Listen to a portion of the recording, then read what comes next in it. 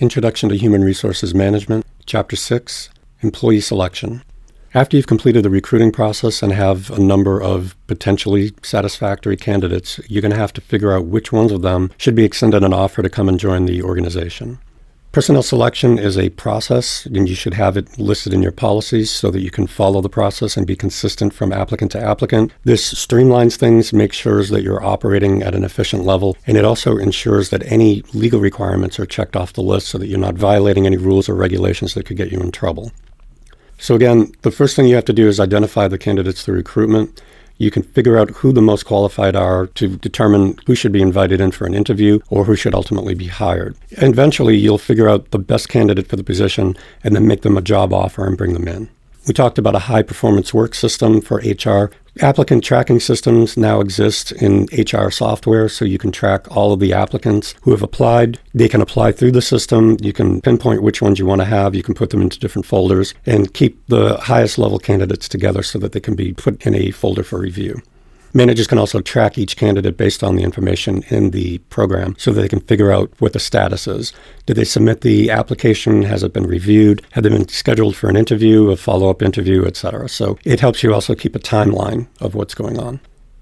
Figure 6.1 is just a graphic illustration of what it looks like. And the reason it kind of narrows down to a point, you're really looking at a broad number of applicants. You could get 100 resumes. Maybe you knock that down to 20 or 30 likely candidates.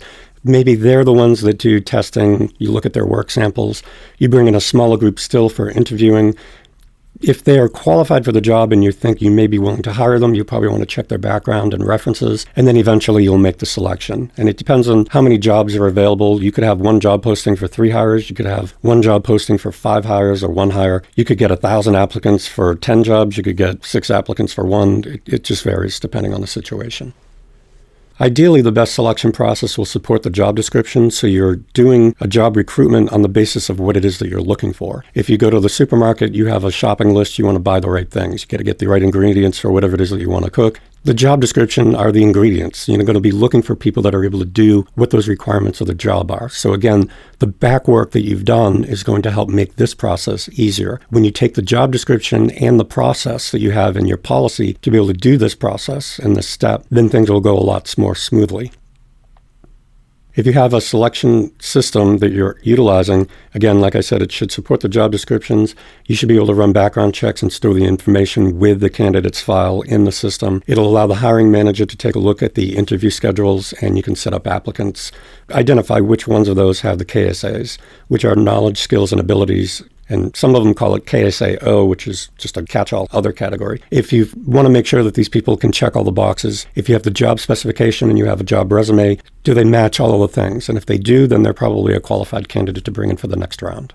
Ideally, you want to bring in people who match the type of job. So in the image here, somebody who's working with people directly, you want to hire for those types of qualities. You want to hire people that have good interpersonal skills, enjoy working with people. Personally, I would be terrible at that job because I like to just hide in my office and do work. I'm more of an introvert, but I don't have that type of job. I was hired for a different position. So for those types of customer-facing jobs, you want to hire people to do that. If you're hiring a chemist, you want to hire somebody who knows how to work in a lab. You just want to make sure the candidate fits the profile of the job.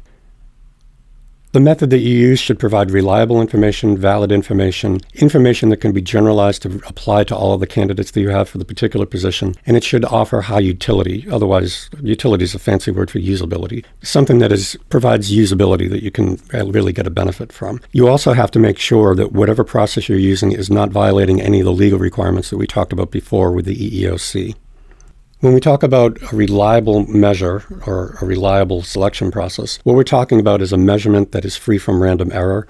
It's a reliable measurement that can get consistent results. If you have a test that you're using and you take the test 3 times and you get 3 different outcomes and you're taking the test, then it's probably not a very good test. So you want reliability. It should be consistent results. People who are good at something taking the test should have good results, and it should be tied to the performance on the job. So you can use these statistical analyses to look over time, and you can develop a correlation coefficient. This is not a statistics course, but We're just throwing it out there. The higher the correlation, meaning more highly something is related to the outcome that you're seeking, the better. If there's no correlation between a test that you're taking and somebody's performance on the job, then it's not going to be very reliable because it doesn't tell you whether or not somebody can do the job if they get a high score on a test. So a correlation coefficient means that the criteria that you're using for review is associated or correlated to the outcomes that you're seeking.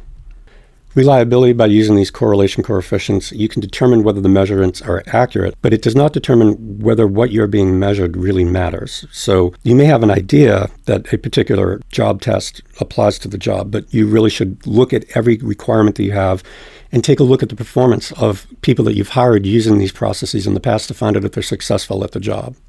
To do that, you're going to be looking more at validity. So if you have a reliable test, you also want to make sure that the performance on a measure is in fact related. So the correlation coefficient will determine whether or not you get those consistent results. This is tying it more directly to the outcomes of the work that's being done. The federal government does have a uniform guideline on employee selection procedures, and what they look at are criterion-related measurements, content, and construct measures.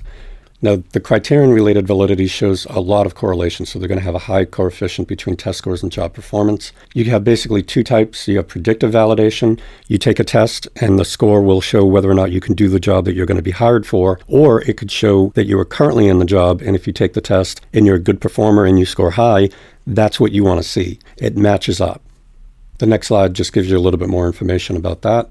Figure 6.2 does show criterion-related measurements for students' aptitude. Again, these are fictional numbers. These are just for illustration. On one graph, we have an intelligence test score, and on the other graph, we have college GPA. The X and the Y goes between the scores of the tests and the performance that they're doing on the job. So if you have a performance rating, let's say it goes between 400 and 1600, you're assessing your employees to find out how good they are at the job. The intelligence score is the other axis. So you have a high axis of 1600 down to 400. If you have low intelligence, that tends to correlate to low performance.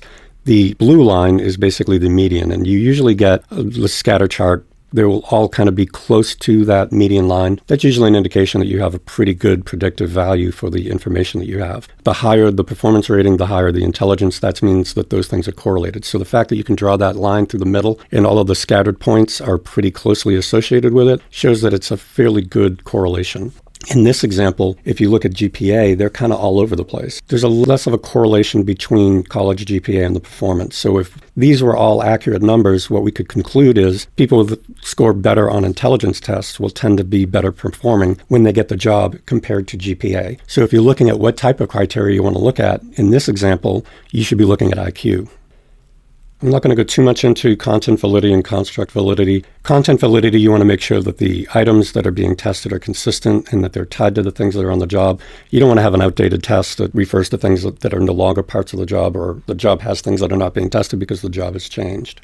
Construct validity is consistency between a high score on a test and a high level of performance on the job. So you always want to be looking at these tests, but the way that you know that these tests work is that you have to do a little bit of experimentation. Give the test to people who are doing the work, find out if they correlate, give the test to people before they take the job, and then performance evaluations later should indicate consistent matchup between test performance and work performance. The other thing about these types of criteria is the ability to generalize. You don't want to have a test that's only going to be for one person. It's going to be for the people that are going to be applying for a particular job or a class of jobs. And it may be various types of tests that would apply to more generic jobs. So it could be different departments within it would use the same type of tests. Even if they have different jobs down the road, you could have different tests that could be generalized so that you wouldn't have to dig down deep and get really specific on every test that's being proctored. Whatever selection method you employ should provide benefit to the company in terms of ROI. You want to get a return on that investment. So testing and interviewing should cost less than the benefit of hiring, like we talked about before with the matrix. If you have a good economic value, then there is utility. That's something that you should be using. If I can hire somebody because I'm following a process and I get a good return from it, I should follow that. If I've got a different process that has a lower return in terms of getting to that break-even point for the people performing on the job, then I might need to fine-tune the processes that I have in place to get a higher level of utility. You should always be looking at this to try to improve each process as they go by checking against the results that you're getting. As noted previously, whatever selection processes you have, they have to be legal. And we talked about the Civil Rights Act, 1964-1991, the Age Discrimination and Employment Act, the ADA, the Americans with Disabilities Act, which was written in 1990, but I think it went into effect in 1991. When you are hiring somebody and you're going to do an interview, interviews are useful because it allows you to actually meet somebody in person. You're going to be working with these people, and how you interact personally has a lot to do with the way that they're going to perform on the job. But there are certain questions that you can ask or should ask, and there are certain questions that you should not. This chart here will give you a list of the types of questions that you can ask on the left-hand column and the types of questions that you shouldn't ask on the right. I'll give you a couple of examples. It is perfectly permissible to ask someone's name. Have you ever worked under a different name? However, you should not ask what someone's maiden name. Now, if you happen to be from outside the United States and you don't know what a maiden name is, that is typically a name that a woman has before she gets married. And if they take their husband's name or their spouse's name, they would change their last name. By asking for a maiden name, what you typically would be doing is asking if somebody got married. And that is not a bona fide qualification for a job. If you ask a question like that, what's your maiden name? That could be interpreted as asking whether somebody's married, and if you don't hire them, that could give them potential grounds to say that they were discriminated against.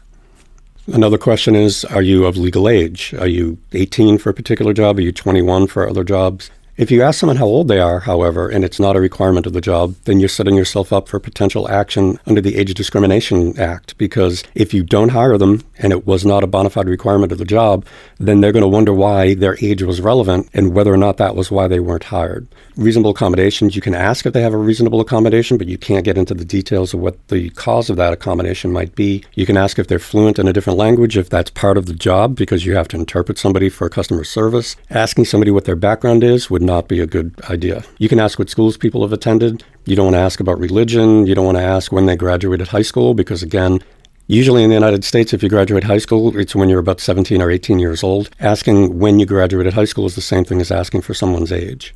So read through the rest of these. One thing down here, it does say, have you ever been convicted of a crime? That is potentially an okay question to ask, but you should not ask if anybody's been arrested. The main reason for that one is there's a difference between a conviction and an arrest. If you're arrested, that means that the police had probable cause to think that you committed a crime. But unless you're convicted, you are not guilty of a crime. You went to trial and get a conviction. That's different than being arrested. However, if you're doing a criminal background check, sometimes arrests and convictions both come up, and they do not mean the same thing. So that's important to clarify. Candidates also have privacy rights, so any information that you collect should be confidential. You should not share it with anybody else unless there is a business need for people to see it. There was an Immigration Reform and Control Act of 1986, so if you're hiring somebody, they have to have proper documentation so that they have the right to work in the United States. There are some state laws that may be applicable here too. Pay inquiry bans forbid people from asking about pay history. You may want to ask people about their pay history because you're trying to figure out how much you should be able to pay them. But a lot of states, and I believe Massachusetts is included in this, don't want that to be the predicate for getting your salary determined, because you could have been the victim of discrimination at a previous job and had your wages or your salary depressed as a result of that discrimination. So if I'm going to base my new salary that I'm going to offer to you on the basis of what your old salary was, but it was something that you were being underpaid for, that could be just perpetuating the problem and the wrong that had happened previously. So if I think that somebody is worth something, I should be able to make them an offer and we can negotiate the variances between it. Usually what happens is we just come up with an offer, and then if it's low, then the person will say, well, I make more than that now. If they want to volunteer how much they're making, that's fine. But you should not really be asking them how much they are making currently for those reasons. One way to collect information is an application form.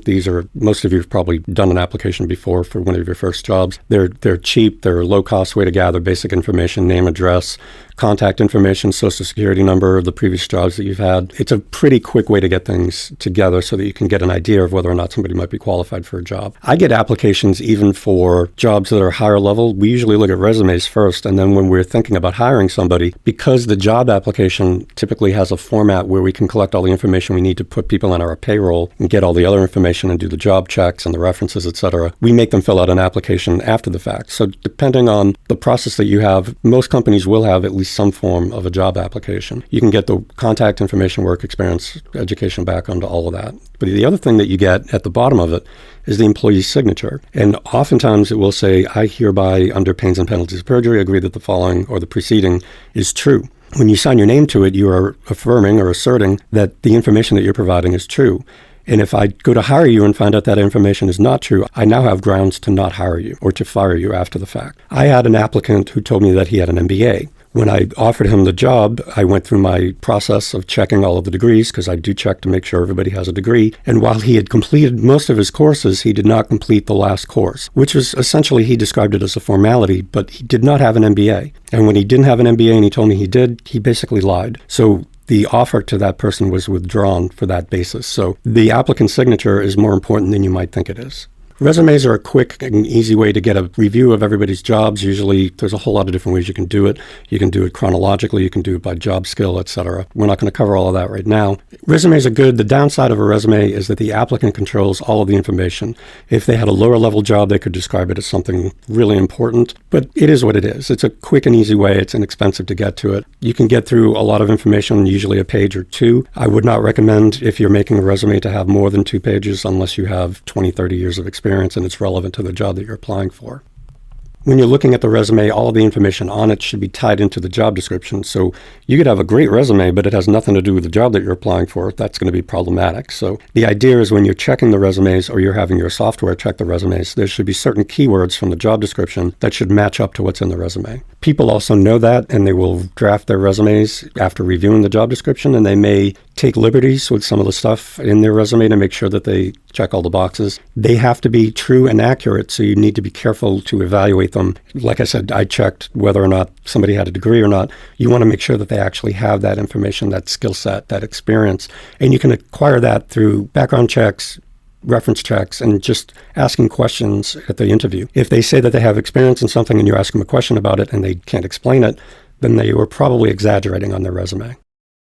Resumes can be a little bit controversial. Typically, we only look for personal references rather than a professional reference. When you call someone, you would like to go to their old job and say, hey, is this person good at their job? A lot of employers will not do that anymore. In fact, I've worked for places where we were instructed to only confirm that the person worked for us between whatever date and whatever date, and we would not give any information about the quality of the work that they did. 2 main reasons for that. Number one, there's some privacy concerns. When we do a performance evaluation, that is considered private information between the employer and the employee. Secondly, if you even give what you think is an honest evaluation, maybe you just don't like an employee and you give them a bad review.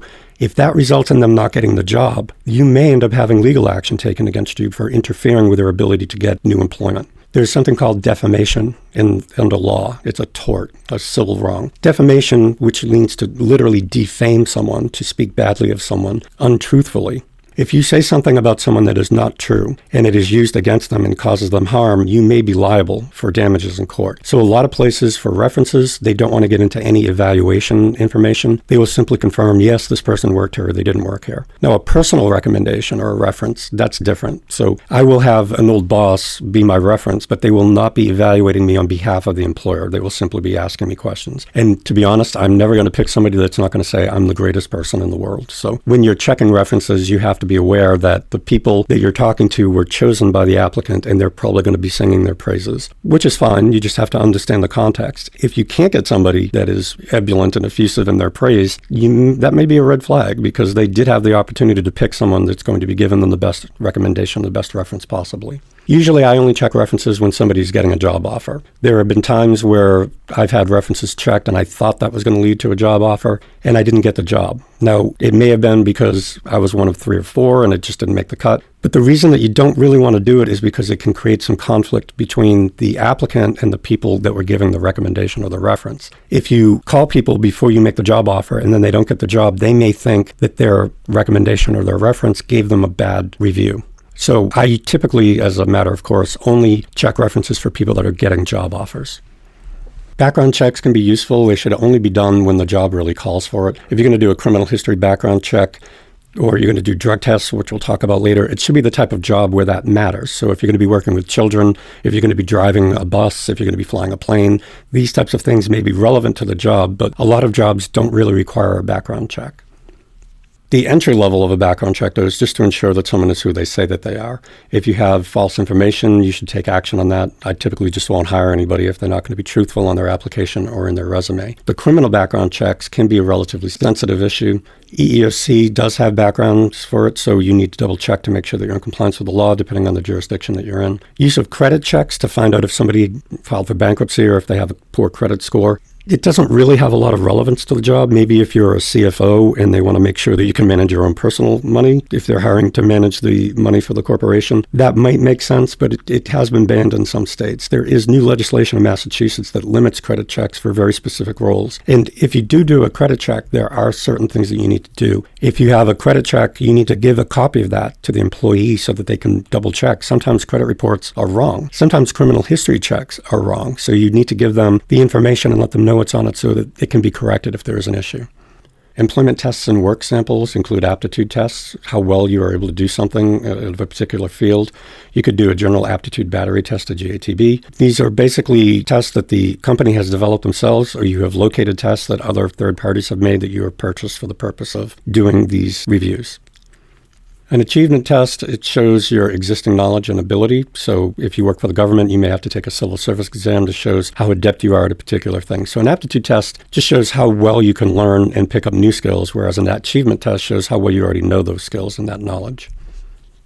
The next slide just gives you basically a chart about the various types of information with employee tests. You get the mental measurements yearbook. These are things that you can get access to. They're usually provided by third companies that you can purchase and employ as part of your recruitment and selection process. I'm not going to go through it in the lecture, but you can take a look at this and read through it in your book. Some jobs do require as a bona fide requirement the ability to perform some aspects of the job physically. So physical ability tests may be required. You have to show if you need to pick up a box that weighs 50 pounds, you may need to show that you can actually do that. Flexibility, balance, coordination. Some of these tests do tend to include people with disabilities and women, so you have to be sure that these are bona fide qualifications of the job. If they are not bona fide qualifications, you could be running afoul of some disability laws. Cognitive ability tests, these are like your IQ tests. They also measure verbal skills, quantitative skills, how well you can reason.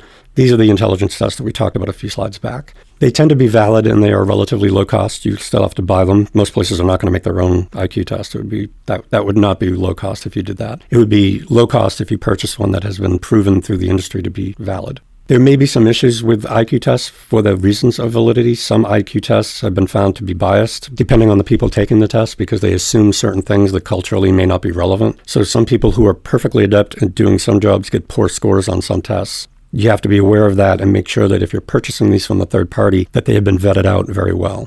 Something to consider regarding any potential legal risks, in addition to whether or not the test has been vetted and is valid, is the idea of race norming. So if you're using a test that has shown that different groups of people based on demographics are having different scores, race norming is when companies create different acceptable scores based on the demographics. You could run afoul of some Supreme Court decisions regarding fairness in hiring practices. The other thing that companies sometimes do is what's known as banding. It could be sex or race banding. When you have a score, rather than using very specific scores, you band them together. So if you are at 190, that would be considered an A instead of 94 and above. And if you fall within a range, then that may help correct some of the inaccuracies from the exam. However, these are not preferred. It's best to use exams and tests that have been vetted and do not have these divergent results that would require companies to even consider doing things like race norming or banding.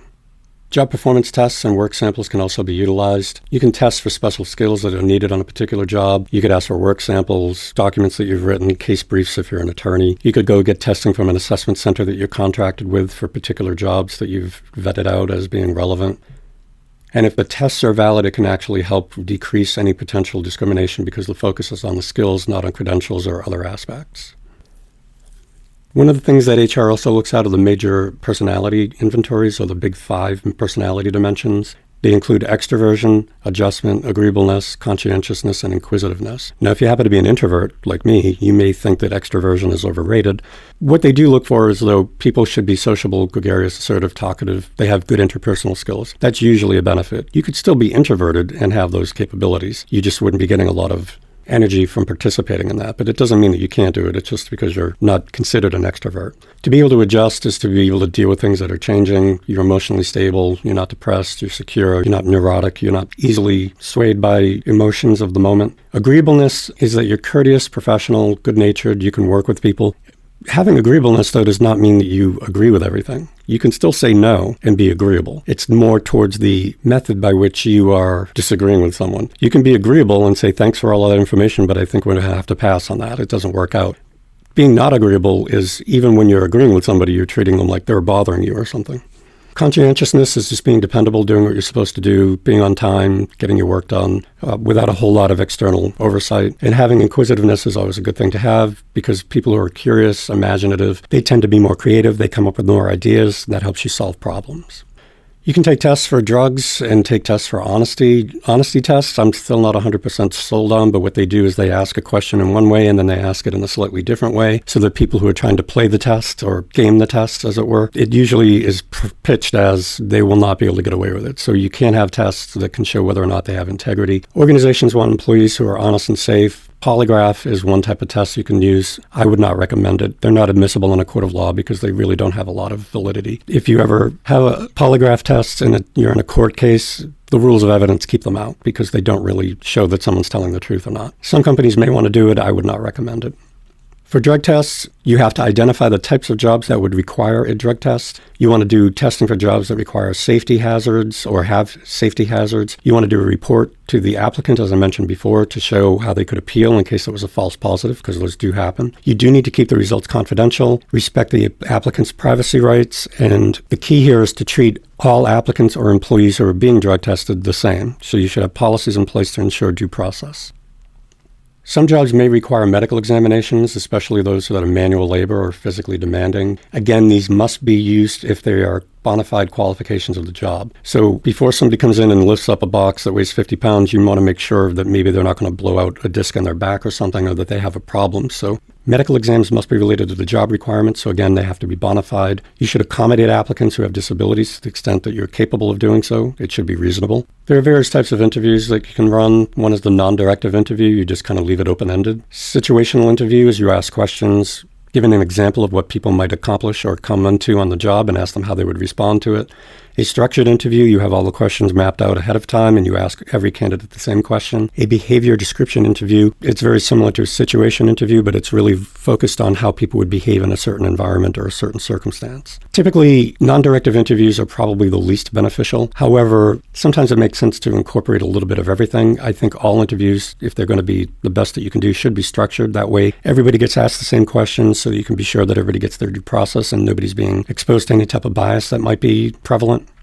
Once in a while, though, you may want to ask a question off the script just to see how somebody would respond to it, so the non-directive part could come from it. Situational interviews, when you have good questions, that could be part of a structured interview, but it's a situation. Here's what's going to happen. You're an accountant. We're doing an internal audit for X program. Tell us how you would handle it. Tell us what kind of experience you've had in the past. And if you have behavioral descriptive interviews, you could also have a situation where you say you're dealing with a customer. The customer has made these accusations. They're not happy with the system. How do you resolve that? All of these things can be combined into a robust interview process. Panel interviews are important if you have multiple people on the job board, 2 or 3 people. Usually you go with an odd number in case there's a tie. But if you have different people from different backgrounds, they can help mitigate bias. If you have only one person or 3 people who do the same exact thing or the same opinion, they may not really get the ability to mitigate any problems with bias. If you've got people from different backgrounds, they may see things in the interview that other people may not. So you get a more productive, more effective interview process when you have different people on a panel. Computerized interviews, you could have basically a survey or questions that need to be answered online. That could go into the process, usually lower level jobs. If you want to work stocking shelves at Target or something, you could do an interview online. You may still meet with somebody as a cursory interview just in person very quickly. It could be combined with a more formal process that involves multiple interviews, but it is something that can help collect data quickly. The advantages of interviews, as I said before, is it allows you to meet people, figure out what their personalities are like, how they get along with other people, their interpersonal style. It also lets you ask questions to be able to verify whether what they said in their resume or their application form is accurate. The disadvantage to interviews is that they can be unreliable. People are biased. If you hit it off with somebody who really isn't qualified for it, are you liking this candidate because you like who they are as a person, or are they qualified for the job? So they're not always reliable. They can be also low in validity for that similar reason. They can be biased against different groups, depending on if you have a panel interview. That could still result in biases. You have to be careful about the questions that you ask. They can also take a lot of time, because if you have a manager that's interviewing 5 people, that's going to take all day. If you have a panel of 3 managers, that's 3 managers who are going to be spending an entire day doing interviews instead of doing their jobs. And related to bias, they can also be subjective. Rather than objective, which is fact-based, they can be opinion-based. And sometimes, if you have a lot of experience, that can be worthwhile, but sometimes you have subjective opinions that could be little more than stereotypes. The next slide has some sample interview questions. I'm not going to go through them all, but skills to be measured regarding motivation, conflict resolution, resistance to change. In a situational interview, they'll give you some examples there, and in the behavioral interview, they'll have a different format for you to review. When you're preparing to interview, please be prepared when the prospective employee comes in. I've had interviews where I've walked in and they said, "Who are you? I have an interview now. Oh, what job is this for?" It does not do much to give you a good impression to the applicant if you don't know what's going on. So have your questions ready, show up on time, make sure the interview is in a comfortable location, ask a couple of preliminary questions maybe to put the interviewee at ease, make sure there's enough time to give the interviewer and the applicant the opportunity to discuss and ask questions about what's going on. The way you make the decision, you could have a multiple hurdle model. So you basically just say you eliminate people if they can't check off a particular box. Somebody has this category, good, they move on to the next step, but they don't do that one, so they're out. You could do a compensatory model where if you have maybe 5 or 10 things to look at, maybe they check off 8 of them. You could weight them. Some are more important than others, but you wouldn't exclude somebody because they're missing one thing. It might be something that you could train them up on after hire. Multiple hurdle is fine. Compensatory model is fine. It's up to HR and management to determine which one is appropriate for the job that you're trying to fill. When you make the decision, you need to communicate that. So you have to give a job offer to the chosen candidate, reiterate what the job responsibilities are, what their work schedule would be, what their rate of pay is, either a wage if they're paid by the hour or the salary if they're paid by the year. Give them a starting date or proposed starting date. Any other relevant details, testing or other things that need to be happening before you can bring them on board. And you should also give them a deadline to be able to accept or reject the job offer. That's going to be it for Chapter 6. You can review some of the summary slides that are at the end of the presentation.